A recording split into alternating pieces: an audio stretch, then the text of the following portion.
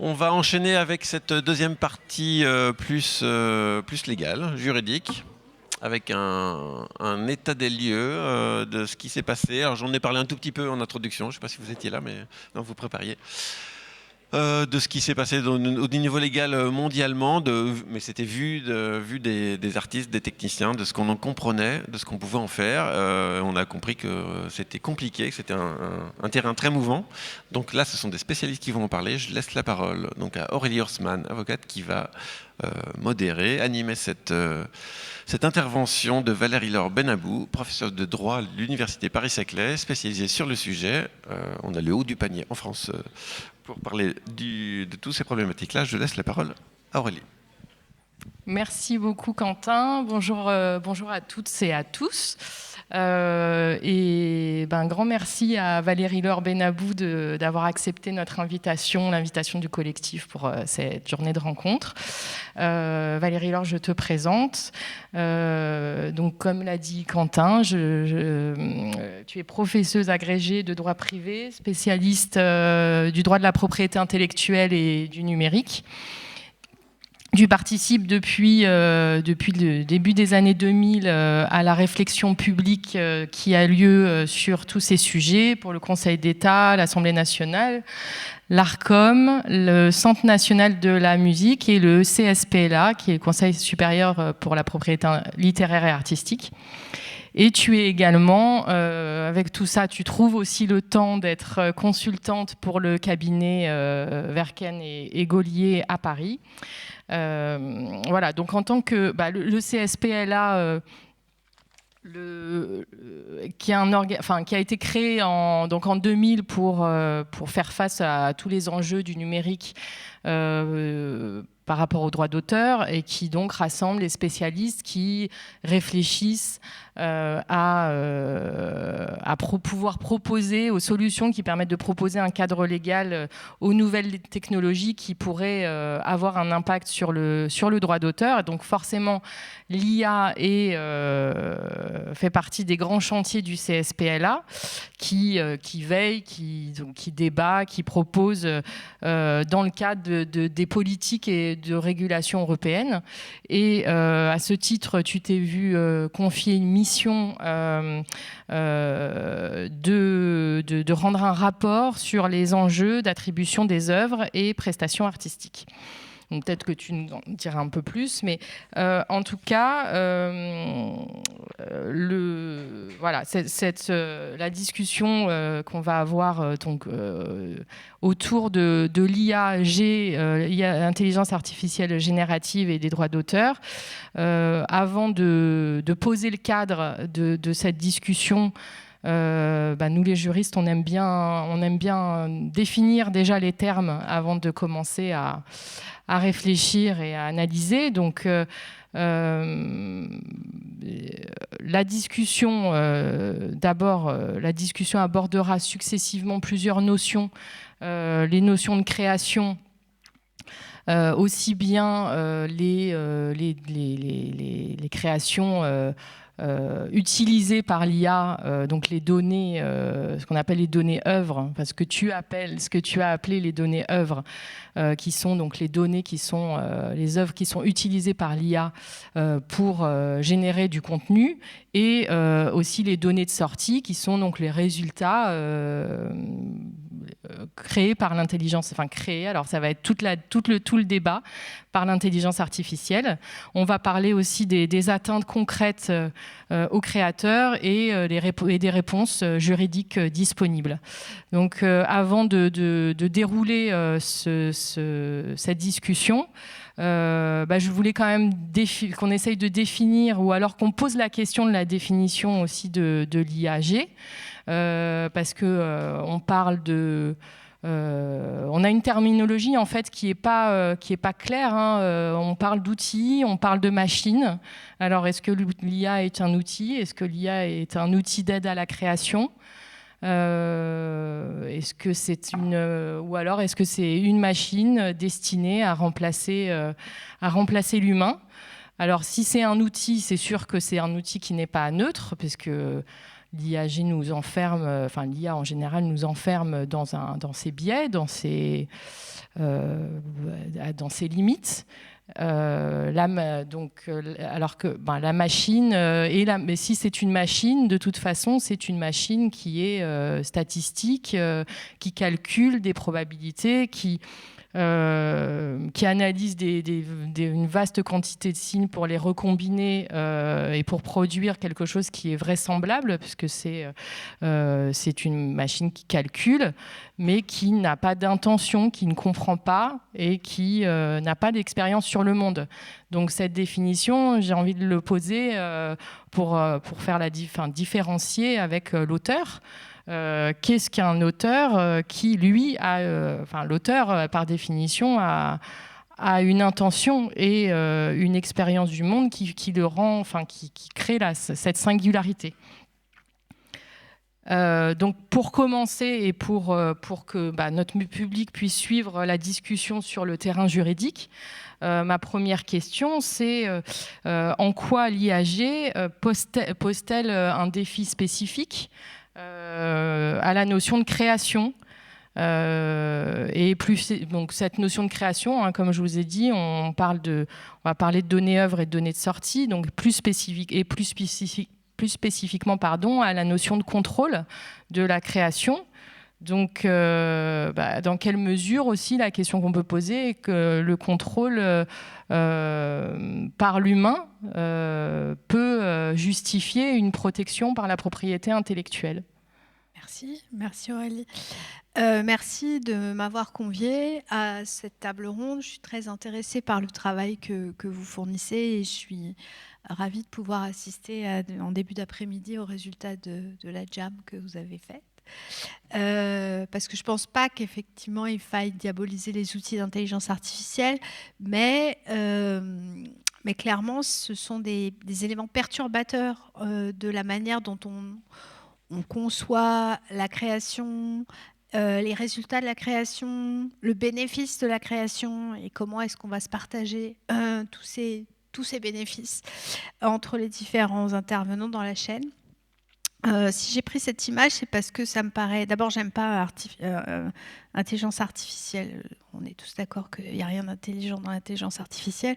Et j'aime bien cette idée de multitude de petits bébés en plastique, en fait, qui montre à quel point les systèmes d'intelligence artificielle, je vais quand même utiliser le terme parce que pour l'instant, il n'y en a pas d'autres, génèrent des choses, des artefacts qui peuvent être un peu artificiels comme du plastique et puis en nombre assez volumineux. Et c'est à mon avis les gros enjeux, c'est-à-dire comment est-ce qu'on va gérer cette multitude, notamment sur les phénomènes de dilution. Je ne vais pas en reparler, donc je le dis en introduction, puisqu'aujourd'hui on voit qu'on assiste à une profusion de la diffusion d'œuvres générées par l'intelligence artificielle. Je pense en musique, par exemple, Spotify, qui est inondé de musique de cette nature et qui dilue en fait la visibilité des œuvres humaines. Et donc, dans le cadre du CSP-là, on travaille, nous, sur ces questions d'attribution, c'est-à-dire, notamment pour l'intelligence artificielle, arriver à nommer qui fait quoi et qui est responsable de quoi, à travers des processus d'étiquetage, de métadonnées, puisqu'en fait, la métadonnée est tout à fait clé dans les questions de suivi, d'identification, de traçabilité des œuvres et des objets générés par l'intelligence artificielle. Alors, comme la mission est en cours, évidemment, je ne partagerai pas avec vous les résultats de cette mission, puisqu'on en est encore au stade exploratoire et qu'on livrera au mois de décembre. Mais je vais vous parler de toutes les autres questions qui sont déjà un peu plus balisées. Et même si on est loin d'avoir des certitudes dans ce domaine, et donc partager avec vous les interrogations sur l'état du droit actuel autour de l'intelligence artificielle. Alors, pour revenir juste rapidement, mais là je parle à un public expert, souvent on parle d'intelligence artificielle un peu à tout bout de champ et on mélange des choses. Il y a des vrais problématiques liées à l'intelligence artificielle qui ne sont pas toutes les problématiques liées à la diffusion d'objets numériques. Ça fait longtemps qu'on travaille sur le numérique. La question de la duplication, c'est un problème de numérique. La question de l'accélération de la commission et des réseaux, c'est quelque chose qui est arrivé essentiellement avec Internet à l'orée des années 2000. L'intelligence artificielle, si je veux singulariser le phénomène d'intelligence artificielle par rapport au reste de tous les phénomènes liés au numérique, c'est des systèmes auto-apprenants, pas entreprenants, pas encore, avec une réduction progressive de l'autonomie décisionnelle humaine et surtout, au contraire des systèmes experts qu'il y avait dans les années 70, quand vous avez une entrée et que vous passez par le processus, eh bien, il peut y avoir des sorties différentes à chaque fois. Et donc, vous ne maîtrisez pas le contrôle. Si vous rentrez A, vous pouvez avoir B comme réponse, puis vous rentrez A à nouveau, vous allez avoir C et Z, etc. Et c'est ça la grande différence, en fait, avec ce qui existait auparavant. Très rapidement, cette définition des systèmes d'intelligence artificielle, elle est fixée juridiquement parlant dans l'article 3 d'un règlement sur l'intelligence artificielle qui a été adopté le 19 avril 2024 et qui fait appel à cette notion d'autonomie et pour générer des résultats tels que des prédictions, du contenu, des recommandations, des décisions. Ce qui nous intéresse plus particulièrement ici, c'est l'intelligence artificielle dite générative, c'est-à-dire celle qui génère des contenus, parce qu'il y a aussi des enjeux de recommandations, de prédictions, mais je ne les aborderai pas aujourd'hui, même s'il y a évidemment beaucoup de discussions autour de ça. Alors, juste quelque chose, parce que j'ai pas mal travaillé sur ces questions autour notamment de la photographie. Alors, ce n'est pas la même chose que votre univers professionnel, mais j'aime bien cette idée de réfléchir au changement de paradigme que suscite le changement d'outil. Et cette image, cette histoire de Marc Ribot, qui est un célèbre photographe, et enfant, il était presque mutique. Puis la famille Ribot, c'est gros industriel, tout le monde était extrêmement brillant. Et lui, c'est le petit canard noir. Et à un moment, son père, un peu désespéré sur ce qu'il allait faire de ce fils renégat, il lui a donné son appareil photo. Et avec cet appareil photo, Marc Ribot est devenu un des plus grands photographes. Et il lui a dit, tu ne sais pas parler, tu sauras peut-être regarder. Je trouve ça intéressant parce qu'aujourd'hui, une photo, une image, ça ne se génère plus par le regard, mais par la capacité qu'on a à écrire et à décrire l'image. Et donc, est-ce que Marc Ribot serait aujourd'hui un grand photographe avec l'intelligence artificielle générative s'il ne sait pas parler ou s'il ne sait pas écrire? Et donc, ça veut dire qu'à travers cet outil différent, ça mobilise des compétences différentes. Ça mobilise un autre système de réflexion, un autre système de langage qu'il faut maîtriser pour aboutir à un résultat qui est équivalent à une image, mais qui n'est plus forcément la seule force du regard. Voilà. Alors, quelles sont les questions, Aurélie les a listées, qui se posent dans la relation entre IA et droit d'auteur? Et par droit d'auteur, j'utilise le terme droit d'auteur, mais c'est la propriété littéraire artistique en général qu'on vise. On va déjà parler de la question de la protégeabilité des extrants. Moi, j'aime pas trop je sais pas comment on appelle ça. On peut pas appeler ça des œuvres parce que ça connote tout de suite que c'est la même chose que des choses créées par des humains. Et donc, il faut trouver un autre mot pour désigner ces données de sortie, comme tu dis. En même temps, c'est un peu plus qu'une donnée de sortie, parce que c'est déjà quelque chose d'articulé. C'est pas une donnée, c'est un ensemble de données. Et on va essayer de réfléchir à ce qui se passe et quels sont les régimes juridiques pour ces extrants. Moi, j'aime bien le terme extrant, c'est un peu moche, c'est difficile à dire. Voilà, œuvre, c'est beau. Extrant, c'est moche, c'est bien. Alors, quels sont les régimes? Quels sont les régimes qui sont susceptibles d'être appliqués? Est-ce qu'aujourd'hui, on doit réfléchir à instaurer ou reconnaître un mécanisme de propriété intellectuelle sur ces objets sortis de la machine? Et si oui, à qui profite le crime, entre guillemets? Est-ce que c'est aux personnes qui sont à l'origine de la consigne, donc de l'invite, du prompt? Est-ce que c'est aux personnes qui enrichissent les machines, aux personnes qui développent le logiciel, aux personnes qui choisissent un résultat, par exemple? Ça, c'est 4 personnes auxquelles on peut penser et qui pourraient se prévaloir d'une valeur ajoutée intellectuelle afférente à leur travail et qui pourrait éventuellement donner lieu à une protection par la propriété intellectuelle. On peut aussi se dire, mais non, tout ça, ça ne doit pas du tout être protégé. Et au contraire, puisque ça n'est pas généré par un humain principalement, ben ça doit être dans le domaine public. Et on peut réfléchir au régime juridique du domaine public. Alors, on en est aujourd'hui dans une réflexion qui est encore une fois inaboutie, qui n'est pas stabilisée. Et là, j'emprunte en fait à des éléments de jurisprudence qui sont rendus aux États-Unis, en Chine, un peu hors contexte, parce qu'il faudrait pour ça rentrer dans le détail de chaque régime juridique et comprendre la portée de la décision. Donc on est forcément dans quelque chose d'assez approximatif. Mais on a, semble-t-il, notamment dans les premières décisions qui sont issues du Copyright Office, on a fait face à une résistance de reconnaître que ces objets générés par la machine pouvaient relever du champ d'application du droit d'auteur, du copyright américain.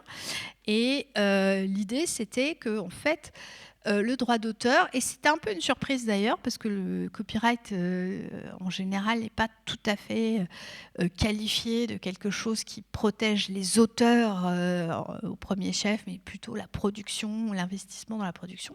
Mais là, pas contre toute attente, mais de façon assez affirmée, le Copyright Office a dit, mais en fait, non, le droit d'auteur, c'est pour des auteurs, et ces auteurs, c'est des humains, en fait, et human-centric protection system.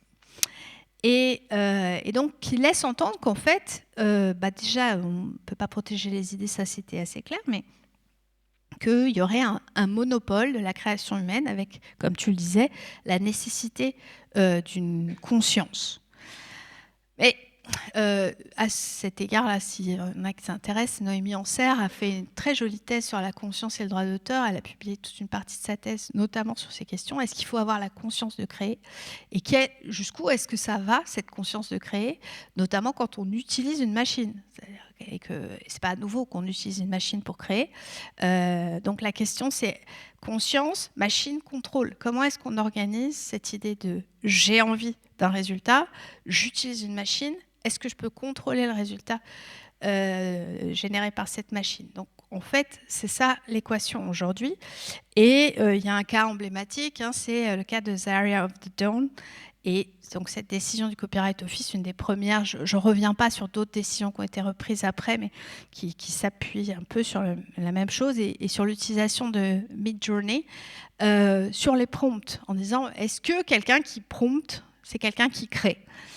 Et le Copyright Office dit en 2023, donc à l'ère paléolithique de l'IA, a person who provides text prompt to Midjourney does not actually form the generated image and is not the mastermind behind them. Donc, il n'y a pas de formalisation d'une œuvre par le simple fait de prompter, nous dit le Copyright Office à ce moment-là. Et il explique pourquoi, d'ailleurs, dans le système, ça ne marche pas, parce que Midjourney users lack sufficient control over generated image to be treated as the mastermind. Donc, vous n'avez pas le contrôle, ce que j'expliquais tout à l'heure. Finalement, la boîte noire, vous ne savez pas ce qui se passe dedans, donc vous ne pouvez pas revendiquer un résultat sur la sortie juste parce que vous avez fait une entrée, parce que quelque part, il y a une partie du processus créatif qui vous échappe. Et donc voilà, donc en fait c'est pas original et vous n'êtes pas l'auteur. Je passe. Donc la conclusion, c'est les images qui ont été générées dans ce cadre-là ne sont pas des produits de authorship, c'est-à-dire de l'autorat humain. Ils ne peuvent pas être attribués à un humain. Alors la question par rapport à ça, si on part de ce paradigme-là, c'est-à-dire que finalement l'absence de contrôle disqualifie le caractère humain de la création et peut-être le droit d'auteur. La question est de savoir s'il y a un curseur qui permet de déterminer quel type d'action peut-être dans la chaîne de réflexion peut conduire à générer quelque chose qui s'approcherait du droit d'auteur.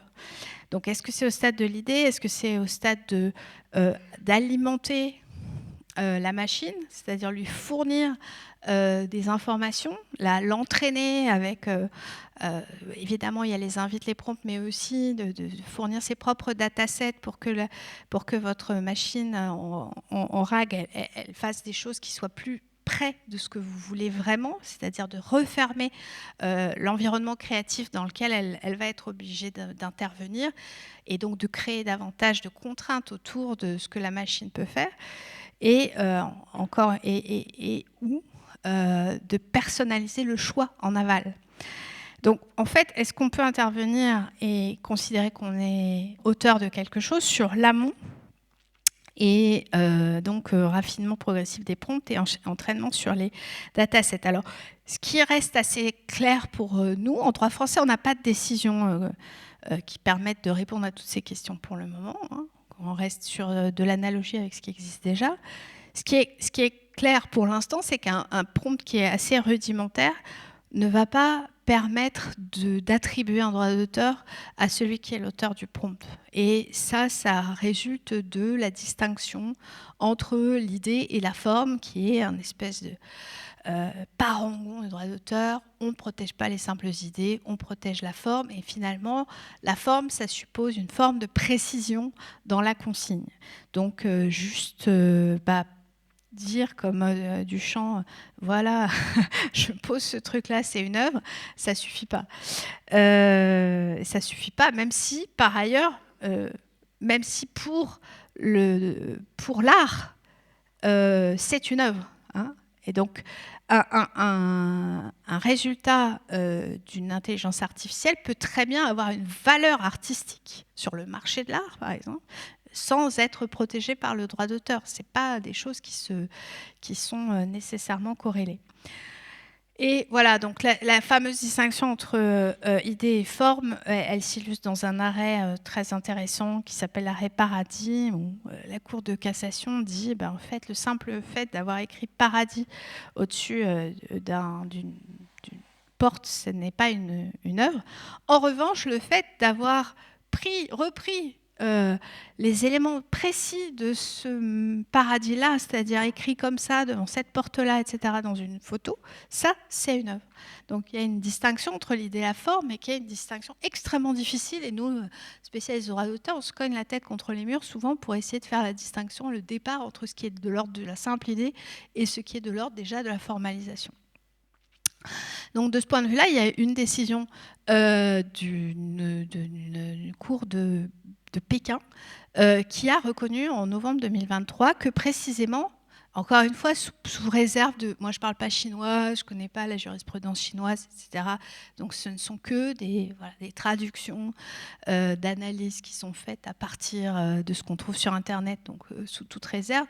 Mais cet arrêt a reconnu la possibilité d'une protection d'une image qui avait été générée à l'aide de Stable Diffusion, et en considérant que les instructions qui avaient été données, le retravail de prompt et de raffinement qui avait été fait par l'auteur était suffisant pour lui attribuer la qualité d'auteur, et c'est le résultat générique. Alors, on a plein de soucis par rapport à ça. Est-ce qu'il faut distinguer entre l'utilisateur humain qui agit avec conscience, qui serait une sorte de curateur, et celui qui se contente de se laisser porter par les caprices de la machine, le joueur. Donc, en fait, quelle est la nature de l'aléa et de la décision et du contrôle? Est-ce qu'il faut reconnaître une protection à l'objet sans le relier à une personne? C'est une question. Se dire, voilà, il y a il y a un objet et il a une valeur, et donc on doit avoir un droit de propriété intellectuelle sur cet objet, indépendamment du fait qu'on puisse l'attribuer à une personne humaine. Alors là, il y a des résistances sur est-ce que c'est justifié, est-ce que ce serait justifié de faire ça. Et puis sur l'aval, est-ce qu'on peut dire que le droit d'auteur pourrait aller à celui qui choisit, non pas celui qui entre l'instruction, mais celui qui choisit, sachant que ça peut être la même personne et qu'on peut ajouter les deux, c'est-à-dire serait auteur celui qui invite, qui prompte, et celui qui choisit le résultat. Et donc là, il faudrait réfléchir à, finalement, est-ce que ce qui est déterminant, ça serait un choix créatif ? C'est-à-dire que ça n'est pas moi qui exécute, mais comme c'est moi qui choisis les différentes versions et qui ultimement vais déterminer ce que je qualifie de mon œuvre, parmi les N résultats qui me sont fournis par la machine, eh bien ce choix créatif, sachant qu'il est itératif, c'est-à-dire qu'on rechoisit 50 fois avant d'arriver au résultat final, ça pourrait générer finalement une valeur artistique qui justifierait d'avoir un droit d'auteur. Alors, la question c'est est-ce qu'il faut reconnaître un droit d'auteur sur ces objets-là et à qui ? Et sachant que cette question, elle est parasitée par une autre, c'est que souvent quand vous utilisez l'outil, vous ne l'utilisez pas librement, c'est-à-dire que vous êtes également contraint par des clauses d'utilisation, avec des clauses d'utilisation qui sont je ne rentre pas dans les détails ici, mais on pourrait faire tout un truc là-dessus, très différentes selon les opérateurs. Il y a des opérateurs qui vont dire c'est à vous, d'autres qui vont dire ah non, c'est à moi, d'autres c'est un peu à vous, c'est un peu à moi. Puis surtout, c'est à vous, mais si j'arrête le service, désolé, mais vous n'allez pas pouvoir vous en servir. Sora, par exemple. Donc là, ça veut dire qu'on a une précarité de la reconnaissance de la titularité à travers les conditions d'utilisation de l'outil. Et ça, c'est aussi quelque chose avec lequel il faut composer. Une des alternatives, c'est de dire, en fait, pas de droit d'auteur là. En fait, il n'y a pas d'auteur, donc il n'y a pas de raison d'avoir du droit d'auteur. Parce que finalement, c'est mieux d'un point de vue de l'équilibre social de dire que le droit d'auteur, c'est réservé aux humains, et puis les choses qui sont générées par des intelligences artificielles qui, de surcroît, font concurrence au travail des humains, elles ne doivent pas être protégées par un monopole. Elles peuvent être commercialisées, elles vont trouver leur public s'il y en a un, mais il n'y a pas de raison de mettre un droit de propriété intellectuelle dessus. Aucune raison. C'est un peu ma position. Moi, je ne suis pas très pour, vous comprendrez aisément, le fait qu'on rajoute un monopole de propriété intellectuelle à des gens qui ne jouent pas trop le jeu du risque de l'humain. Voilà. Donc, pourquoi normalement, le droit d'auteur, il est là pour stimuler la création humaine, pas pour stimuler la création par les machines. Stimuler la création par les machines, on en a des protections. Il y a le brevet. Le brevet protège les machines. Il protège le logiciel. Le droit d'auteur sur le logiciel protège le logiciel qui permet. Mais pourquoi est-ce qu'on va donner en plus à quelqu'un un droit de propriété intellectuelle sur l'objet généré ? Donc, à mon avis, il faut y réfléchir à deux fois avant de pousser la position d'une protection de la propriété intellectuelle. Et plutôt dire non, mais ça c'est dans le domaine public. En fait, quelqu'un utilise de l'intelligence artificielle à 99% plutôt qu'utilise un humain, il va devoir prendre le risque de ce que son contenu n'est pas protégé, qui peut être repris par n'importe qui. Voilà, si je pourrais, ma première de coups en éditeur, au lieu d'utiliser un auteur, je le fais générer par une intelligence artificielle. Tant pis pour moi si quelqu'un peut reprendre l'image. Donc moi, ça serait plutôt mon opinion. Évidemment, et mon opinion, c'est même d'aller un peu plus loin, c'est d'instaurer un domaine public payant. C'est un système qui existe déjà de façon un peu anecdotique, mais qui pourrait être amplifié, consistant à dire, non seulement c'est dans le domaine public, mais en plus, les gens qui utilisent ce genre de truc, ils doivent payer quelque chose pour compenser le préjudice subi. Alors évidemment, c'est pas si simple. On en finit et on va faire des questions. Évidemment, c'est pas si simple parce que c'est pas tout blanc ou c'est pas tout noir. Il y a pas, j'utilise pas du tout l'intelligence artificielle ou j'utilise 100% l'intelligence artificielle. Le curseur, il est quelque part in the middle. Et la question, c'est de savoir si on met un système juridique en place, à partir de quand on fait basculer le curseur dans le domaine public ou dans la privatisation du résultat.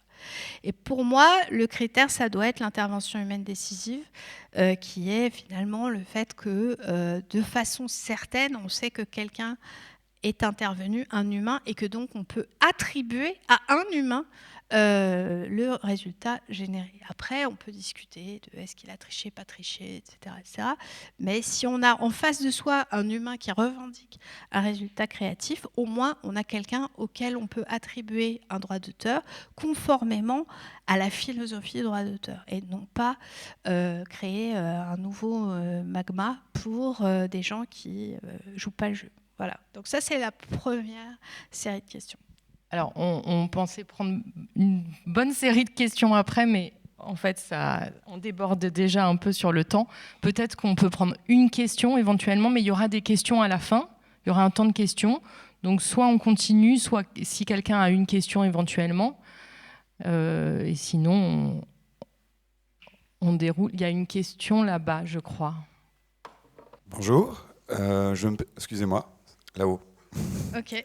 Vous parliez de domaine public payant. Dans quelle mesure ça pourrait s'appliquer avec un exemple que vous aviez déjà mentionné ? En fait, l'idée, c'est très exploratoire. Hein, donc, voilà. L'idée, ce serait de dire, il y a par exemple aujourd'hui, je vous donne un exemple de comment ça marche, et c'est très résiduaire, mais les salles de théâtre qui passent des pièces du répertoire classique, elles payent quand même à la SACD un petit tribut pour éviter que les salles de spectacle aient davantage recours à du classique qui est tombé dans le domaine public qu'à des auteurs vivants. Donc en fait, c'est réfléchir à des mécanismes de mise en place qui permettraient de rééquilibrer un tout petit peu la concurrence entre guillemets déloyale qui est faite par des extrants avec des œuvres humaines. Et donc il faudrait mettre en place des outils, alors ça peut être une fiscalité, ça peut être des systèmes de copie Lévy, enfin ça peut être plein de choses, mais qui permettraient de créer une espèce d'incitation à aller, ou en tout cas ne pas nécessairement considérer que parce que c'est moins cher, on va prendre de l'IA. Voilà. Mais ça reste quelque chose de très exploratoire. Donc il y avait le droit qu'à une seule question, donc c'était la question. Voilà, c'est la question. On en prendra d'autres après. Un peu de temps après. Bon, comme ça, si vous voulez manger si vous voulez rogner sur votre heure de déjeuner. Donc là, se déroulent d'autres problématiques. Hein, si l'IA ne crée pas au sens juridique du terme la question, donc c'est de qui protège-t-on et contre qui ? Les atteintes, on sait que les atteintes sont multiples, la captation des œuvres pour entraîner les modèles, les transformations insidieuses du style des créateurs et les deepfakes, un sujet que tu as beaucoup étudié, ça tu nous en diras un mot. Et donc ma question, c'est comment le droit appréhende-t-il aujourd'hui les différentes formes d'atteinte et pourquoi la question de la responsabilité finalement est-elle si difficile à trancher ? Alors la première réponse, c'est qu'on n'a pas grand-chose. On n'a pas énormément d'outils en droit d'auteur pour répondre à ces questions-là sur finalement qu'est-ce qu'on fait avec les œuvres protégées et qui ont été utilisées sans autorisation.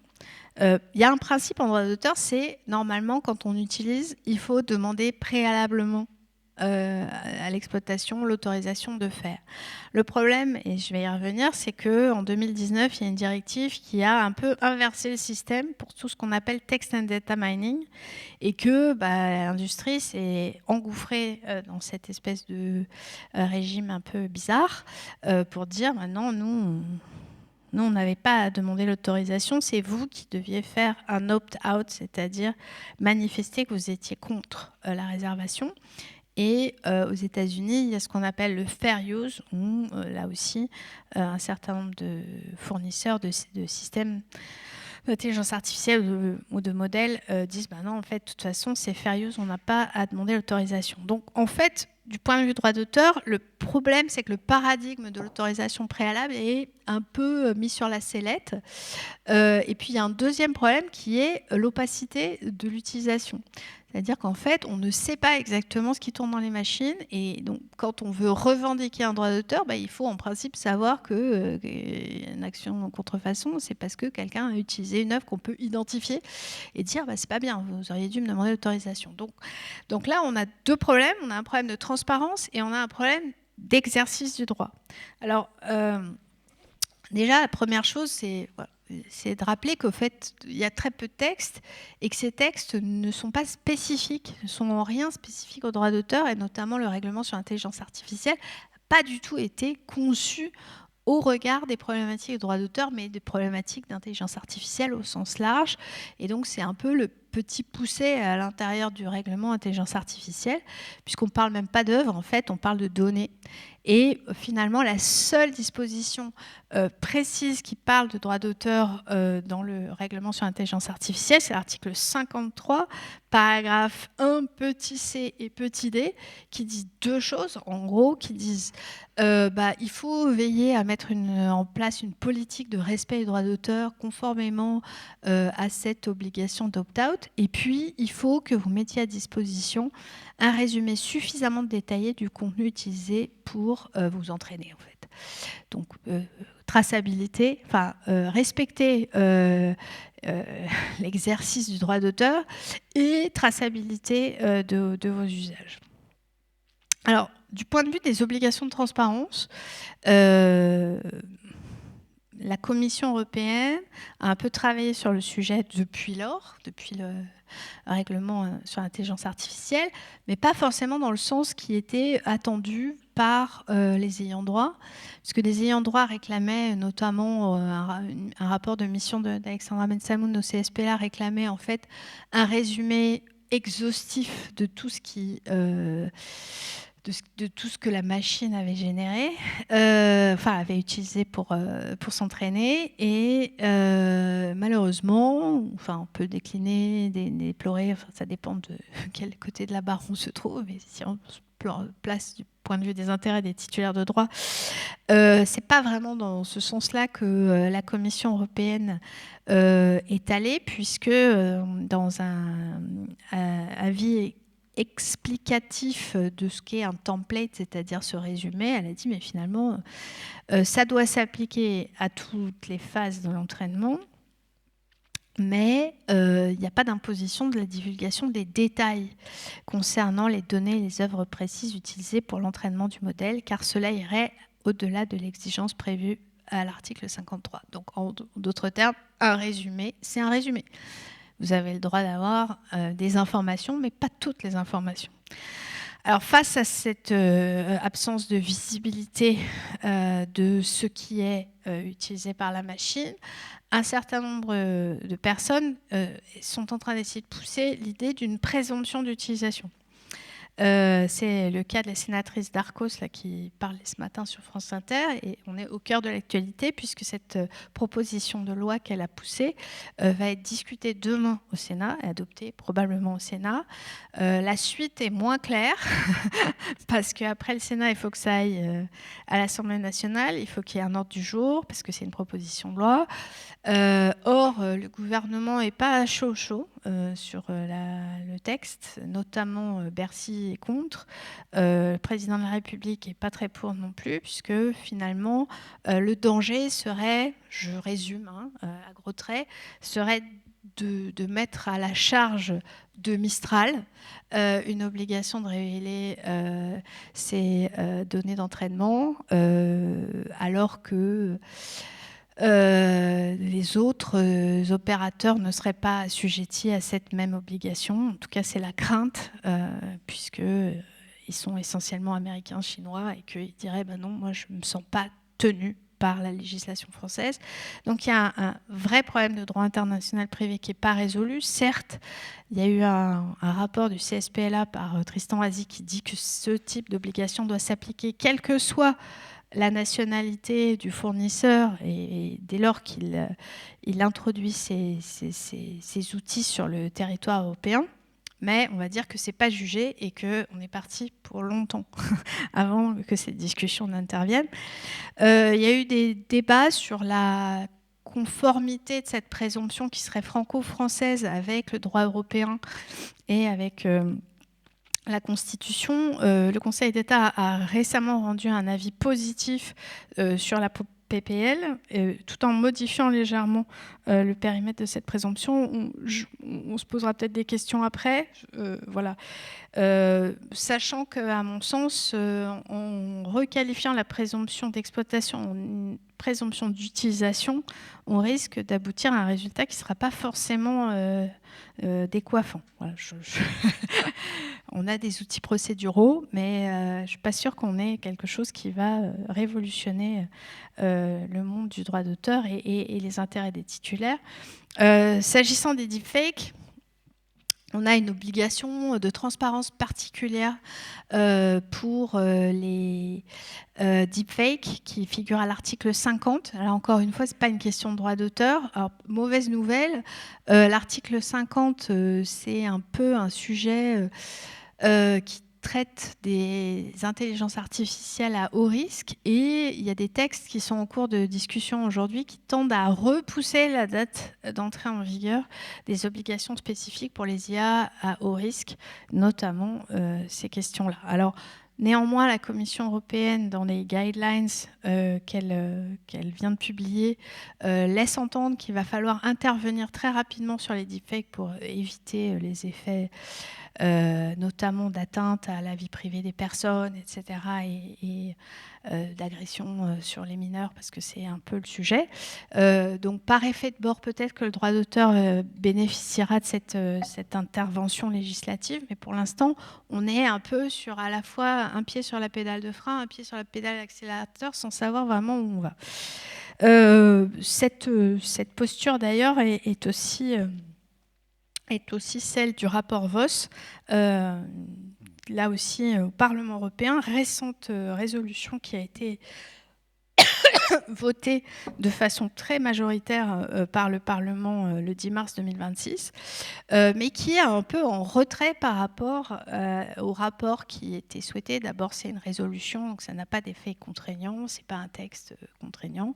Et le rapport Voss, dans un premier temps, prévoyait une présomption irréfragable d'utilisation qui a complètement disparu dans le texte final. Alors sur cette fois, non pas sur la transparence des usages, mais sur l'exercice du droit exclusif, le verre est dans le fruit, hein, c'est ça, c'est l'article 4 de cette fameuse directive 2019 sur le text and data mining, qui dit mais finalement, lorsqu'il y a du text and data mining, par défaut, on va considérer que si votre œuvre est mise en ligne de façon licite, vous avez autorisé les opérations de text and data mining. Je ne repasse pas l'histoire, parce que c'était déjà il y a 7 ans. C'est clair que ce texte n'avait pas été pensé au regard des utilisations actuelles de l'intelligence artificielle, mais plutôt des systèmes de text and data mining de l'époque qui étaient plutôt universitaires. Voilà. Mais on a ce texte. On a ce texte et donc ça oblige les titulaires de droit qui souhaitent ne pas voir leurs œuvres réutilisées pour l'entraînement des machines à faire un opt-out, c'est-à-dire à déterminer, à préciser qu'ils ne veulent pas qu'on utilise ces contenus mis en ligne. Et le problème, c'est comment ? Et ça, c'est le gros problème de l'opt-out. C'est que si on regarde, et je ne parle pas de la transposition française qui est un peu différente du texte européen, mais du texte européen, lorsque les contenus sont mis en ligne, l'opt-out ne peut se faire que par des mécanismes qui s'adressent à la machine, en fait. Donc, c'est des bots qui parlent à des bots. Donc, en fait, tous les systèmes d'opt-out qui se font en dehors de ça, dans des conditions générales d'utilisation, il y a beaucoup d'organismes de gestion collective qui ont fait des déclarations d'opt-out, ne sont pas, en vérité, opposable au regard de cette exigence que en fait le bot doit pouvoir dialoguer directement avec un autre bot. Donc, voilà, comme il ne sait pas ce qui se passe en dehors d'Internet, ben, il n'est pas censé. Donc on a ce problème, et ce problème est doublé de pas de précision dans le texte sur qui doit faire l'opt-out. Est-ce que c'est les OGC qui se sont emparés de ça parce qu'au moins elles faisaient un opt-out général pour tout leur répertoire et donc avec une puissance de frappe du nombre? Est-ce que c'est les éditeurs? Est-ce que c'est les auteurs? Est-ce que c'est les producteurs? En fait, qui a le droit d'opt-out? Est-ce qu'un auteur peut opt-out alors que le producteur n'a pas opt-out? Inversement, voilà. Évidemment, ça n'a pas été prévu en général dans les contrats antérieurs. Donc, est-ce que c'est un accessoire du droit de reproduction? Ça, c'est quelque chose qui n'est pas résolu et qui est problématique. Et puis, pourquoi faire? Est-ce que l'opt-out, c'est là pour bloquer véritablement l'usage, en disant non, moi je veux vraiment pas que vous utilisiez ma matière première, ma matière grise, ou est-ce que c'est une espèce de levier de négociation, en disant ok, moi je bloque pour l'instant, par contre revenez vers moi et on va négocier. Ça peut être les deux, ça peut être une utilisation qu'on veut sélective, donc j'opt-out mais pas pour tout le monde, voilà. Donc ça c'est évidemment l'enjeu. Les inconvénients du système, ils sont majeurs. On l'a expliqué, c'est la mise en œuvre. La mise en œuvre est extrêmement compliquée pour les raisons que j'ai dites. En fait, seuls les producteurs qui ont la maîtrise des canaux de distribution peuvent effectuer un opt-out qui soit véritablement opposable par la machine. Les autres ne peuvent pas le faire. Ensuite, il y a d'autres questions. Tout ça pour... j'accélère.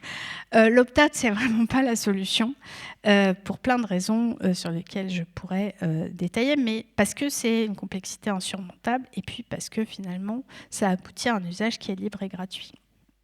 Alors, dans le code des bonnes pratiques qui a été généré par la Commission européenne, je fais vite, et qui est applicable depuis le 2 août 2025, on réitère l'idée, selon l'article 53 du règlement sur l'intelligence artificielle, que les fournisseurs de solutions d'intelligence artificielle doivent avoir une politique respectueuse du droit d'auteur et respectueuse de l'opt-out. Donc, il y a des mécanismes qui sont mis en place, mais ce sont des mécanismes qui sont essentiellement volontaires, et seuls les signataires, enfin, comme c'est volontaire, tout le monde n'a pas signé cette guide de bonnes pratiques. Google l'a fait, Mistral l'a fait, Meta l'a pas fait, donc ça veut dire qu'il y a des gens qui sont plus ou moins disposés à respecter des mécanismes de droit d'auteur européens, c'est clair.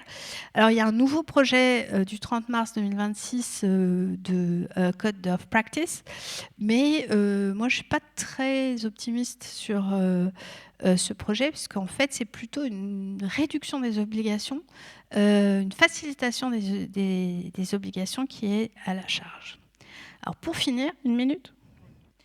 Quels sont les modèles économiques? Parce que finalement, tout ça, c'est aussi des questions de sous. Est-ce que les modèles économiques sont matures pour demander de l'argent? Alors évidemment, le truc le plus spectaculaire, c'était le settlement, la transaction anthropique. 1,5 milliard de transactions.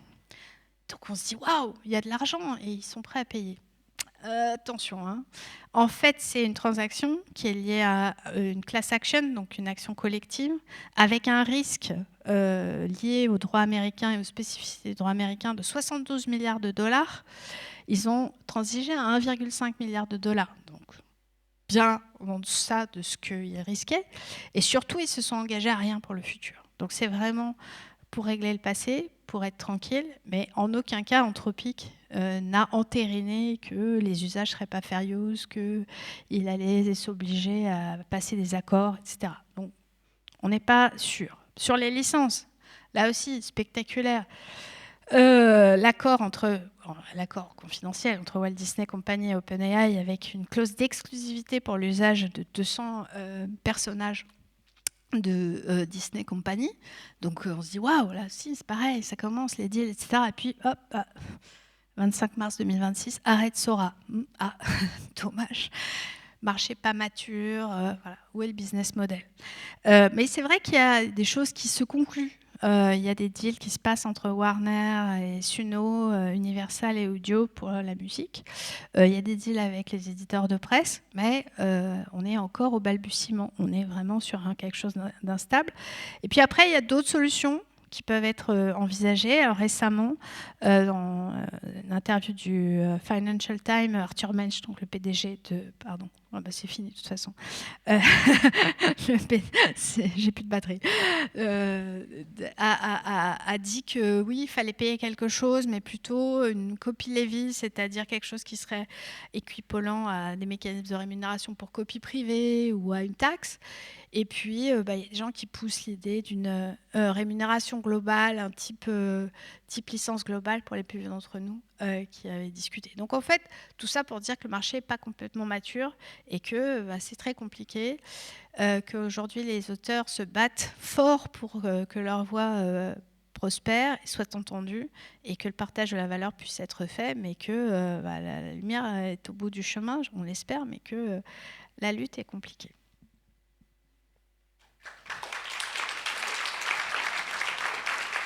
Merci beaucoup.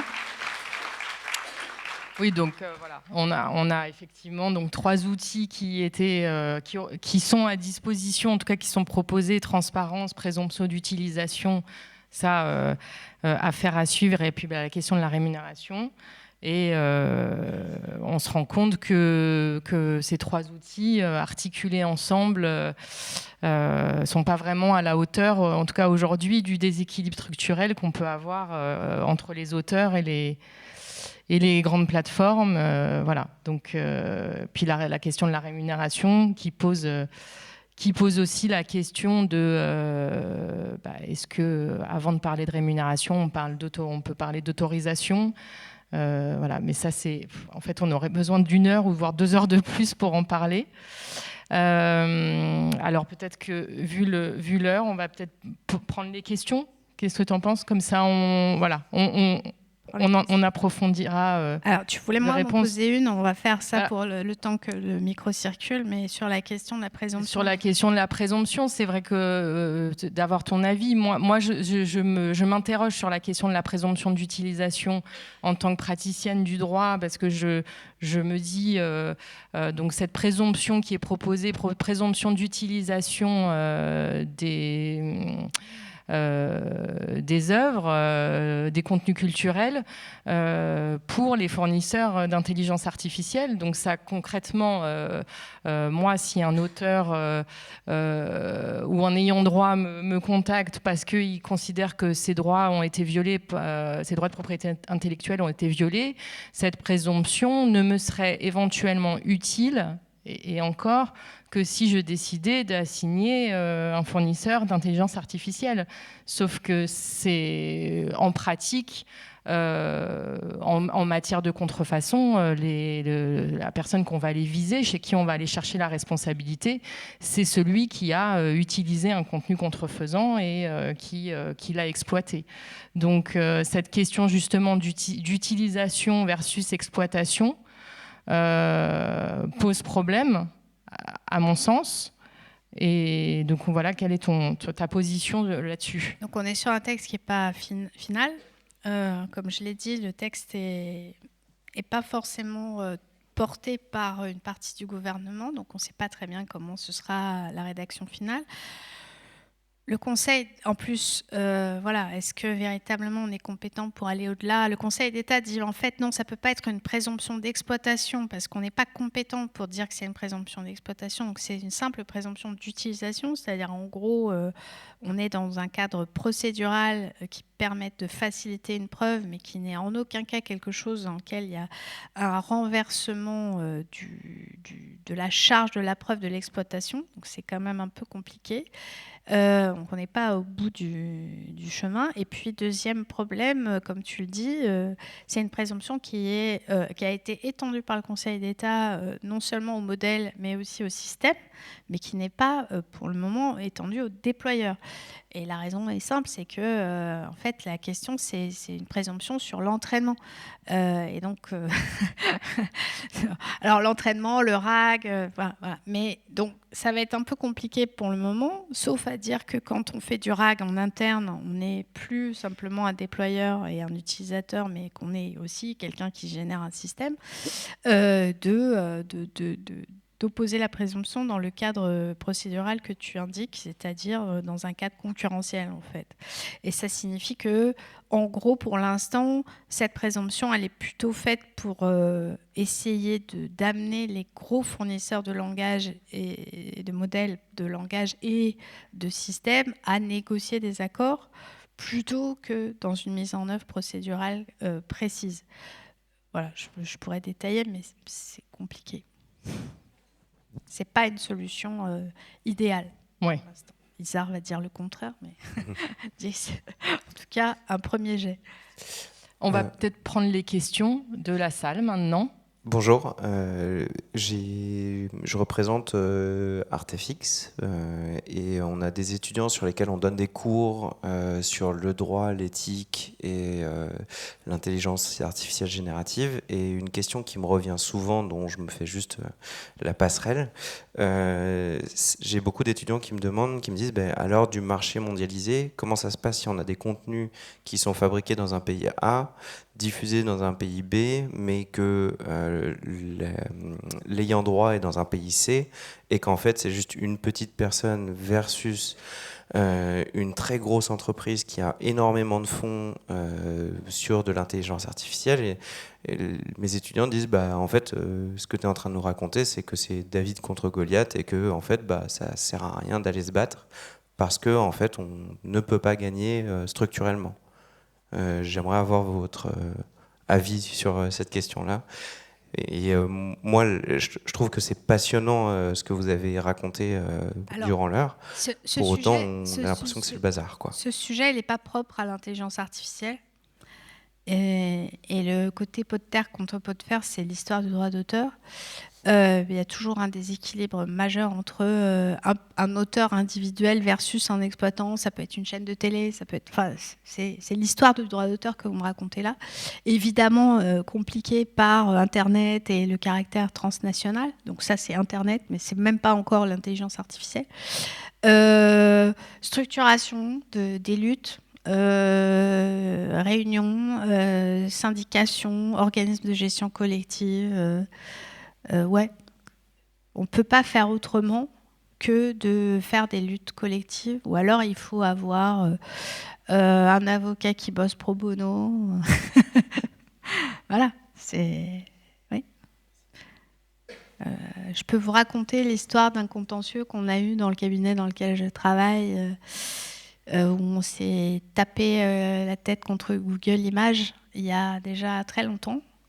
Et on a perdu. Et on a travaillé pour rien. Et pendant des années. Et on a perdu. Mais ça a fait bouger les lignes quand même. Et c'était la SAIF, la Société des auteurs d'images fixes, qui, petit poussait, a commencé à dire non, c'est pas normal que vous utilisiez mes images là sans autorisation. Alors, on leur a dit première instance, application de la loi américaine. Circuler, il n'y a rien à voir. Fair use. Google est américain. Voilà. Deuxième voilà. En appel, on nous a dit c'est un fournisseur de cache. Donc responsabilité des fournisseurs de cache, circuler, il n'y a rien à voir. On a perdu. Donc ouais, et pourtant, on était bon. Et pourtant, on a travaillé gratuitement pendant des centaines d'heures. Oui. La réponse est oui. Donc ça ne passe que par la structuration, à mon avis. Alors, j'en avais une là. C'est passionnant et vertigineux. Alors j'avais une question toujours dans le fil sur la présomption de contrefaçon et le respect du droit d'auteur, de plus en plus de modèles désormais sont conçus en s'appuyant sur d'autres modèles, soit de façon directe dans le cadre du fine-tuning de modèles ouverts, en particulier les modèles chinois, soit de façon indirecte via la distillation même de modèles fermés. Ce qui veut dire qu'un modèle qui s'entraîne sur des données synthétiques produites par un autre modèle, dont par ailleurs vous avez dit qu'il y avait une jurisprudence sur le fait que les données créées elles-mêmes étaient dans le domaine public, je me demandais juste comment ce niveau suivant de complexité ou de chaîne de responsabilité dans la conception des modèles et leur mise en service, comment ça peut être pris en compte par toute cette approche sur le droit d'auteur. Ouais, ça dépasse un peu mes compétences. Ce que je vais dire là dépasse un peu mes compétences et je serais ravie d'avoir une discussion autour. Mais il semblerait que quand on commence à faire du synthétique sur du synthétique, ce ne soit pas très bon. Et qu'il faille quand même toujours revenir à des trucs un peu humains pour qu'il y ait de la valeur ajoutée. En tout cas, so far, so good. Jusqu'à présent, c'était un peu vrai. C'est vrai dans certains domaines comme la presse, où il faut de la donnée fraîche, et là, on est obligé d'aller en extérieur, parce que les IA ne savent pas aller chercher l'info elles-mêmes. Voilà, donc, s'il y a risque d'effondrement, alors il y a toujours une place pour la valeur ajoutée humaine. Et c'est un peu la spéculation. Moi, je ne maîtrise pas. Je pense que les outils se développent tellement vite que ce qui était vrai il y a 2 ans est plus vrai aujourd'hui. Que si effectivement il n'y a plus d'espace du tout pour la valeur ajoutée humaine et que de l'entraînement sur de la donnée synthétique produit des effets qui sont comparables en valeur, alors moi je dis il faut arrêter le droit d'auteur complètement. En tout cas, il ne faut même pas réfléchir à les droits d'auteur sur ce sujet-là. On va trouver d'autres espaces. Mais... Bonjour. Ma question, elle est un peu pareille que celle de ce qu'on a eu là tout à l'heure. Ouais. Mais c'est plus sur la première partie. Okay. Quand vous aviez dit que du coup, il y avait des droits... Enfin, ça avait des discussions sur les droits d'auteur du coup, d'art... fait par IA, vu qu'on sait très bien que les IA, elles ont été entraînées sur des artworks qui existent déjà et que du coup, ceux-là ont des droits d'auteur, comment ça se fait que du coup, il y ait une discussion de droits d'auteur sur quelque chose qui a été fait sur des choses qui sont déjà protégées? Enfin, je sais pas si... Alors, non, c'est pas parce qu'on fait quelque chose à partir d'une œuvre protégée qu'on n'est pas soi-même l'auteur du résultat transformé. Simplement, il faut demander l'autorisation préalable. Voilà. Mais ce que je veux dire, c'est que vous transformez quelque chose. En fait, la création ex nihilo, ça existe très peu. Et ça, c'est vrai dans l'histoire de la création, dans l'histoire de l'art, de façon générale. On crée toujours un peu à partir de choses qu'on connaît déjà, qui sont parfois protégées, parfois dans le domaine public, etc. Mais donc, le fait que vous repreniez des choses qui existent déjà et que vous les refaçonniez n'empêche pas que vous fassiez une augmentation de la valeur artistique. Auteur, ça veut dire augérer, ça veut dire augmenter. Est-ce que vous augmentez quelque chose? Oui, si vous augmentez quelque chose par votre intervention humaine, à partir de quelque chose qui existait déjà, vous êtes dans un phénomène créatif. La règle du droit d'auteur qui n'est pas très bonne pour le moment, mais c'est quand même que vous devez demander l'autorisation préalable à la personne à laquelle vous empruntez de réutiliser son travail créatif pour faire le vôtre. Voilà. Ça, c'est la réponse du prof de droit. La pratique, vachement plus compliquée, puisque comment est-ce que je fais pour demander l'autorisation exactement, sachant que je ne reprends pas quelque chose qui est identifié en tant que tel, mais qui fait partie d'objets multiples qui ont été réutilisés et régurgités par la machine. Et là, on arrive sur des degrés de complexité folles sur la demande d'autorisation précise à un ayant droit. Sauf quand vous arrivez à identifier très clairement l'input. Je ne sais pas si vous reprenez un tableau de Magritte voilà, et qu'il y a 85% du tableau de Magritte qui se retrouve dans votre output, vous savez qu'il va falloir demander l'autorisation aux ayants droit de Magritte parce que ça ressemble à un Magritte en fait, tout simplement.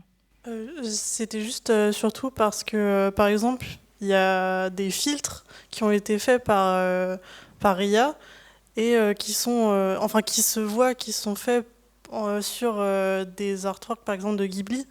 Et ça, par exemple, ce que je voulais savoir, c'est comment est-ce que ça a pu être mis en place et enfin, commercialisé, alors qu'on sait très bien que c'est volé sur quelque chose. Il y a un énorme problème qui est le à la manière de en droit d'auteur. Le à la manière de, c'est compliqué parce que vous reprenez un style et le style n'est pas protégé par le droit d'auteur. Donc si en fait vous ne reprenez pas une œuvre qui a été faite par un auteur telle qu'elle a été conçue, mais que vous reprenez, que vous vous inspirez de sa manière de faire, à la manière de Mondrian, à la manière des studios Ghibli, etc., mais qu'en fait aucune œuvre n'a été réutilisée en tant que telle, vous avez le droit de le faire. Sauf que là, vous le faites, c'est la machine qui le fait à partir de contenus qui ont été recopiés des studios Ghibli pour arriver à cette proximité, et que c'est ça qu'on va appréhender, c'est-à-dire l'acte de reproduction qui a permis d'alimenter la machine, qui lui permet de faire un à la manière de. Mais si vous, demain, vous dessinez quelque chose à la manière des studios Ghibli, qui est complètement quelque chose qui n'existe pas, et que vous êtes juste inspiré d'un univers visuel, vous avez le droit de le faire. En fait. C'est ce qu'on appelle la différence entre l'idée, la forme et le style qui n'est pas protégé par le droit d'auteur. Deux dernières très courtes questions. Alors, merci, puisque tu m'as interpellé, je me permets de revenir sur ce que vous évoquiez concernant la proposition de loi dite d'Arcos. Moi, je vous trouve effectivement étonnamment assez modéré sur l'impact que ce texte va avoir. Je pense qu'il faut quand même rappeler que c'est un texte qui aujourd'hui fait l'objet d'un soutien très très large et unanime de l'ensemble des différentes catégories de titulaires de droit, donc que ce soit producteurs, auteurs, artistes, interprètes, des différents secteurs, cinéma, audiovisuel, presse, musique, etc., art graphique. C'est quand même extrêmement rare dans notre secteur d'avoir aujourd'hui une convergence d'analyse et de position de la part des titulaires de droit sur un sujet. Donc ça, c'est quand même d'abord à noter. Deuxièmement, c'est quand même un mécanisme qui contrairement à ce que semble vouloir défendre Bercy, va s'appliquer à l'ensemble des acteurs présents sur le marché français. Et d'ailleurs, on a du mal à comprendre pourquoi, pour un texte comme celui-là, qui aurait soi-disant vocation à ne s'appliquer qu'à Mistral, pourquoi Anthropic, Google, Meta font le siège d'un certain nombre de personnes et d'instances pour obtenir le retrait ou la modification de ce texte. Je pense que si ça ne s'appliquait qu'à des acteurs français, on n'aurait pas cette situation. Et d'ailleurs, le Conseil d'État a rappelé dans son avis que le texte s'appliquerait à l'ensemble des acteurs présents sur le marché français. Je pense que c'est important de dire que ce texte, c'est en fait la brique qui manque, y compris pour arriver aux accords qu'on évoquait précédemment, qui se font de façon ponctuelle, à l'issue effectivement de contentieux longs, où tous les acteurs n'ont pas toujours les éléments pour obtenir les éléments de preuve. Or, ce texte, ça va être quelque chose qui va renverser la charge de la preuve et permettre d'obtenir ces éléments de preuve, et donc de faciliter les procédures, et donc les accords de licence. Et il faut même le voir comme en réalité une forme de réponse graduée, c'est-à-dire que c'est un outil qui, on l'espère, va être adopté, mais qui n'a pas forcément vocation à être d'une utilisation généralisée. C'est un peu une sorte d'outil juridique qui sécurise les procédures juridiques un peu plus et qui, en le faisant, va permettre en réalité de débloquer un certain nombre de situations et de négocier un certain type d'accord. J'en veux même pour preuve, et j'en terminerai là, parce qu'on avait eu même des échos sur le simple fait que le dépôt de la procédure de la proposition de loi avait déjà créé des engagements de discussion entre acteurs qui jusqu'à présent ghostaient les titulaires de droit et certains secteurs. Donc il faut vraiment être clair sur le fait que cette solution-là, elle est faisable, elle est implémentable rapidement, c'est bien ça qui pose problème à ces acteurs, et que toutes les autres solutions auxquelles on peut penser, la copie privée que je connais bien parce que je gère un organisme qui fait de la copie privée, les licences globales, tout ça c'est des idées qui sur le papier sont intéressantes mais qui sont beaucoup plus difficiles à implémenter politiquement et juridiquement et qui en plus posent toujours le même problème. Une fois qu'on a l'argent, à qui est-ce qu'on le reverse? Il n'y a qu'en sachant précisément ce que ces acteurs-là ont utilisé qu'on aura les outils et de la rémunération et de la distribution de la rémunération. Alors, Oui, sur la lutte, tu vois. Bien sûr que ce qui fait avancer la lutte, et tant mieux si ça fait bouger les lignes de la négociation. Moi, ce dont j'ai peur, c'est que c'est un outil procédural. Ça veut dire que normalement, c'est mis en œuvre dans un contentieux. D'accord ? Donc, ça veut dire qu'il faut des gens qui aillent au contentieux, des gens qui prouvent qu'ils ont un répertoire, donc qui va y aller, enfin, premièrement. Donc, c'est pas pot de terre contre pot de fer, ça reste quand même quelque chose qui est un outil qui va être utilisé par des acteurs puissants. En tout cas, il faudra que ce soit des acteurs puissants, des acteurs puissants du point de vue des titulaires de droit, je parle, hein, qui le mettent en œuvre. En face, on a des gros. Ils vont faire durer le contentieux jusqu'à la Cour de justice. Ça veut dire 5-6 ans. Entre-temps, il se passe quoi ? Voilà. C'est ça. Ça, je pense que c'est la faiblesse du truc. Ça, c'est la première chose. Puis, enfin, j'ai pas envie de flinguer le truc, parce que je pense que c'est important que ça avance. Je dis simplement qu'on n'a pas trouvé la solution idéale à la résolution rapide d'un problème. Voilà. Peut-être que ça aide à accélérer les choses, mais vu que c'est un outil procédural et que ça se place dans une perspective contentieuse, encore une fois avec des gens qui ont une capacité de réponse procédurale énorme, je te dis, pour m'y être frité moi-même d'expérience, c'est compliqué. Voilà. On aura le temps de leur parler cet après-midi, parce qu'Itzhar Van der Ouais, je sais. Raison interviendra à nouveau. Désolée, Toute dernière question, oui. Super Flash. Oui, Super Flash. Bonjour, Jean-Jacques Lony. Donc là, je suis ici pour représenter, enfin, partie du Creative Machine, mais je représente l'AGRAF, donc l'Association des auteurs groupés de l'animation française. Donc j'ai évidemment, de là où de cet endroit-là, la question est simple. C'est finalement, c'est quoi la bonne nouvelle pour les ayants droit et les possesseurs de droits de propriété intellectuelle? C'est quoi votre solution? Parce que moi, je suis comme monsieur, je ne vois pas d'autre solution que la menace pour juste rééquilibrer les tensors entre les possesseurs de droits et les gens et les pots de fer. Donc, une bonne nouvelle, s'il vous plaît, pour les auteurs. Moi, je ne suis pas une magicienne avec une baguette magique. Hein. L'histoire du droit d'auteur, c'est ça. C'est des moments de lutte. C'est toujours arriver d'un nouvel opérateur, d'un nouvel utilisateur, dénégation de la part de l'opérateur c'était le câble, c'était la télé, c'était la radio, ça a toujours été. Donc c'est toujours une lutte. La question, c'est combien de temps va durer la lutte, quelles sont les forces en présence et comment est-ce qu'à la fin on gagne. Pour l'instant, on est en plein milieu de la discussion. Ce que je vois, moi, c'est qu'il y a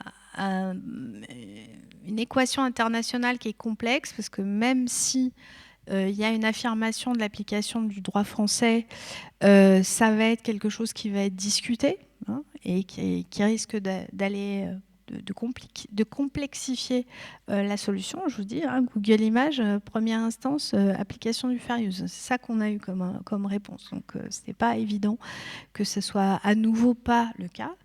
Et autre problème, c'est que pour l'instant, il y a des deals qui sont conclus. Et c'est des deals qui sont conclus avec des contenus que je qualifierais de premium, c'est-à-dire des contenus pour lesquels il y a un intérêt. Donc, il y a des gens qui sont d'accord pour aller payer de l'argent pour avoir certains contenus. Disney, machin, etc., ce que j'ai donné. Tout le monde n'est pas Disney. Donc, comment est-ce qu'on fait derrière quand on n'est pas Disney pour conclure un deal ?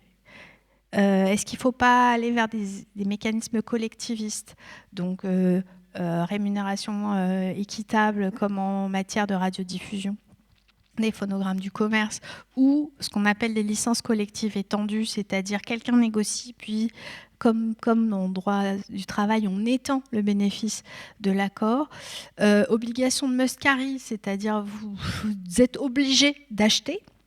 Voilà, il faut réfléchir, mais c'est-à-dire que être sûr que tout le monde pourra bénéficier, tant qu'on n'a pas les outils idoines, c'est pas évident. Voilà. Donc, on va conclure là-dessus. Hélas, pas de Gestion bonne nouvelle collective, évidente. évidemment. On cherche toujours à remplir ce canal bonne nouvelle. Hein. Mais au moins, la bonne nouvelle, c'est que les gens sont en ordre de bataille et discutent pratiquement. En parlant de ça, nous allons conclure cette matinée. Merci beaucoup, Aurélie Valérie Laure.